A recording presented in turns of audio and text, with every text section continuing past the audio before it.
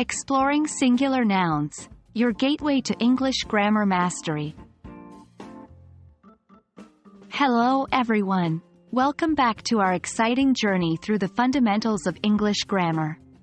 Today, we're going to dive into the world of nouns, specifically singular nouns.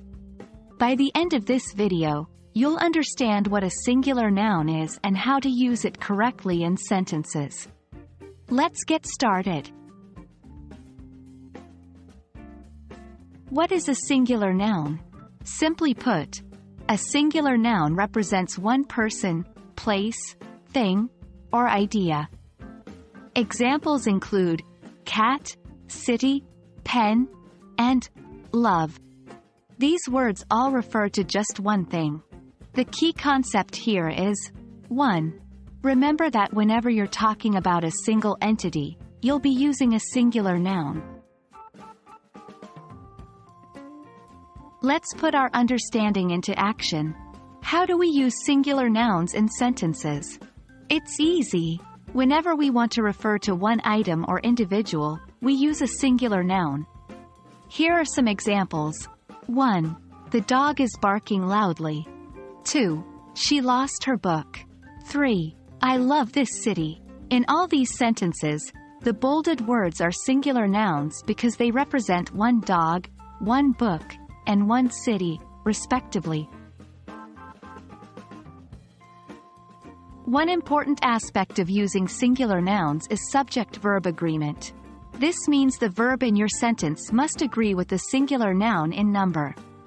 For instance, the car is red, the apple tastes delicious. In both examples, the singular noun, car, apple, is paired with a singular verb, is, tastes. This is a fundamental rule in English grammar, so be sure to pay special attention to it.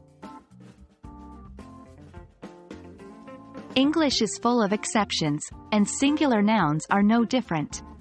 Some nouns look plural but are actually singular, such as news, mathematics, physics, etc. These are usually the names of academic subjects, diseases, and some other special cases.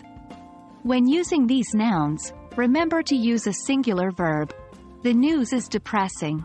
Mathematics is my favorite subject. Although news and mathematics may seem like they should be plural, they are, in fact, singular and must be treated as such. That wraps up our introduction to singular nouns.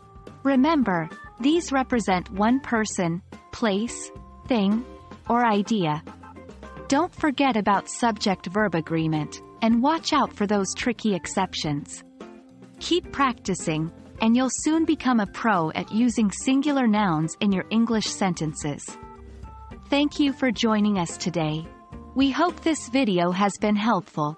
Stay tuned for more lessons on English grammar fundamentals.